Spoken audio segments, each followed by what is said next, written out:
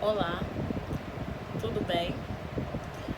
Galerinha do oitavo ano, nós vamos dar continuidade ao nosso conteúdo programático de Geografia. Eu decidi, retomar um capítulo que a gente já tinha iniciado, que é o capítulo 3, porque faltou explicar algumas coisas, então eu decidi dar continuidade, dar uma revisada no que eu já tinha trabalhado e ver o capítulo todo. Que o título do capítulo é os limites para a ocupação humana, né? Porque nós sabemos que existe, mesmo com todos os avanços tecnológicos, existem lugares que o homem ele não consegue se fixar, ele não consegue ocupar, devido ao clima rigoroso, às condições da natureza. Então, existem lugares que permitem a fixação das condições mínimas. Tem lugar que é muito frio, mas as pessoas ainda conseguem, com a ajuda de aquecedores, com algumas estratégias, as pessoas conseguem conviver nesses lugares. Então, esses lugares são chamados lugares ecúmenos, são aqueles que dão condições mínimas para a sobrevivência humana. Ecúmenos. E existem aqueles lugares que não têm condição nenhuma de sobrevivência humana, que são as áreas enecúmenas, tá certo? Enecúmenas é que não dá condição, são lugares inóspitos, que não apresentam, que as condições são difíceis para habitação e sobrevivência humana, tá bom? A gente tem um exemplo da cidade lá em Montreal, no Canadá, que o governo criou galerias subterrâneas, porque no mês de inverno as pessoas utilizam, por causa do frio rigoroso, utilizam essas galerias para se deslocar, para ir para shoppings, para ir para cinema, para ir para universidades, para trabalhar, entendeu? Então, você vê que o homem ele utiliza de algumas estratégias. Alguns desses lugares a gente vai analisar, os lugares necúmenos. Aí temos as estepes e os desertos. O que eles têm em comum? São lugares de irregularidade pluviométrica. A estepe mesmo, as chuvas são raras, mas ainda chove. Enquanto que no deserto, assim, a chuva é menor que nas estepes, né? Nas estepes ainda tem chuva, é irregular, mas chove. No deserto não, no deserto você vai ter aí uma chuva muito escassa.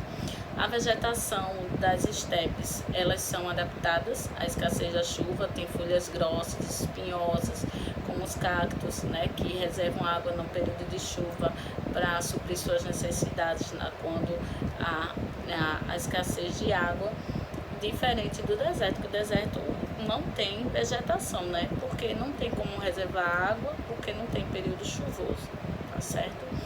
E também a gente tem outra característica do deserto e das estepes é a amplitude térmica.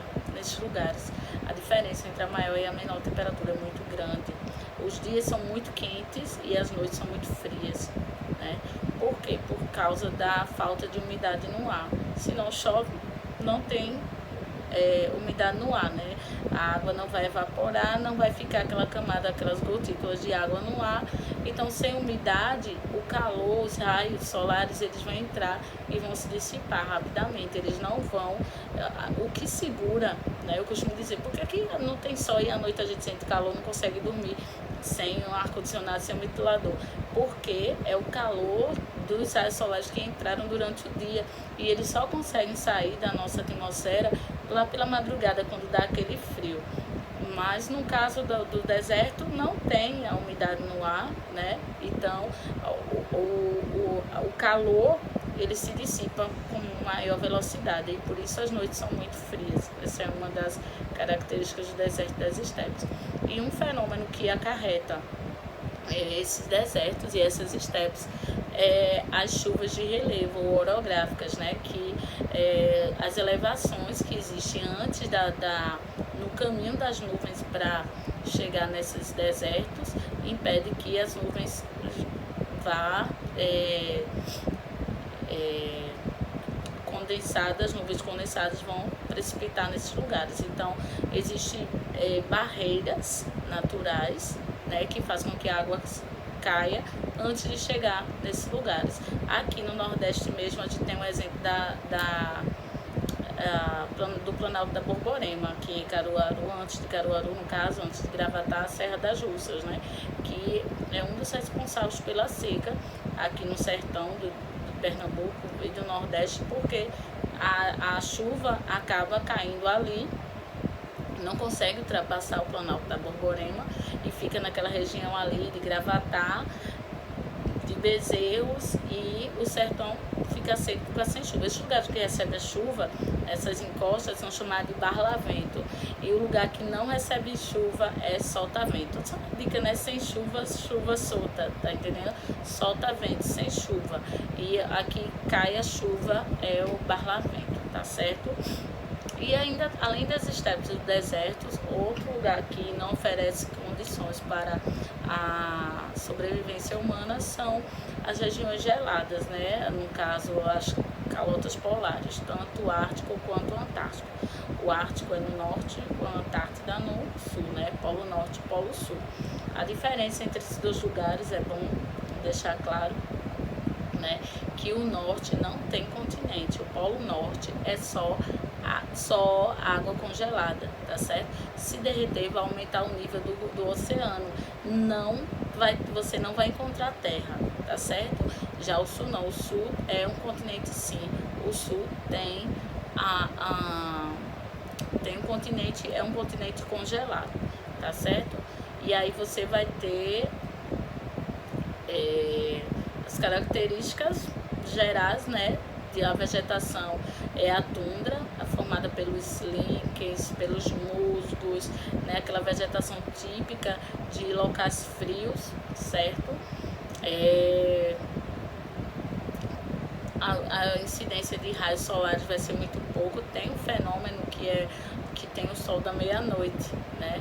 Que no verão o sol lá eles chegam a não ter dia, à noite o sol tá aparecendo, mas isso é por causa do eixo da Terra, né? A inclinação da Terra impede que os raios solares eles alcancem, né, com maior incidência, e por isso essas áreas são tão frias. E quando o sol chega, não é suficiente para aquecer, nem muito menos para desfazer, derreter essa camada de gelo, tá certo? A incidência de raios solares ela é pequena. O sol aparece, mas ele não é quente, ele não esquenta, ele não tem a temperatura suficiente para suprimir o frio, tá bom? E aí a temperatura ela chega a atingir 10 graus, 40 graus negativos, tá certo? E no verão 10 graus positivos. Imagina, 10 graus positivos é o que a gente às vezes tem aqui no Rio Grande do Sul, né? Isso é no verão deles. No inverno chega a 40 graus. A amplitude térmica deles é uma das maiores do mundo. A amplitude térmica dos polos é de 50 graus, tá bom? É uma das maiores. A diferença entre a maior e a menor temperatura. A cobertura vegetal lá é quase escassa, né? Como eu falei para vocês. Você vai ter plantas rasteiras, vai ter os musgos, né? O lodo, que a gente conhece como os lichens. Deixa eu ver aqui. Pronto. E você vai ter animais, né?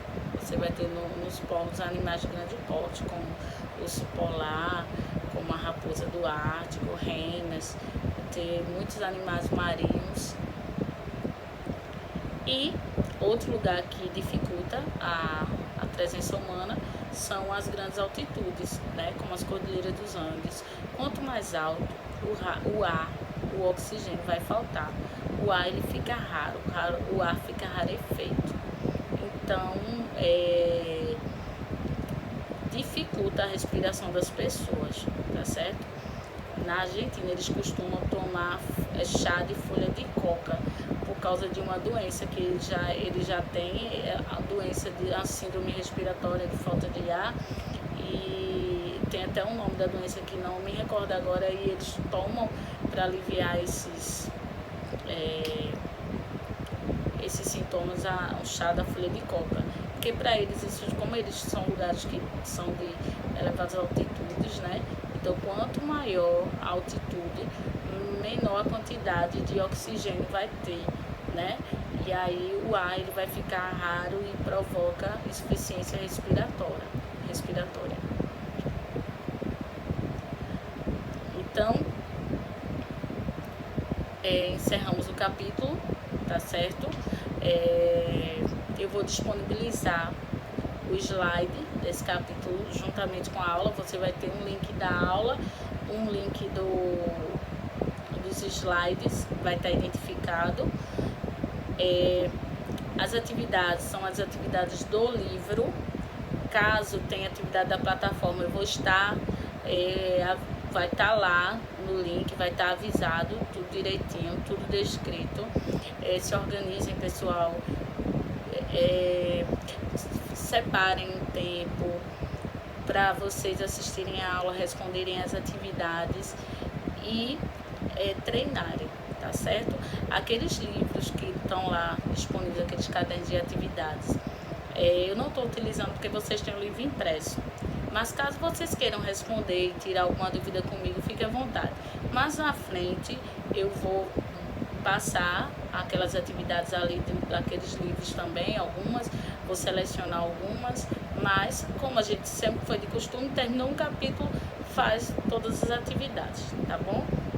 Forte abraços e até a próxima. Tchau!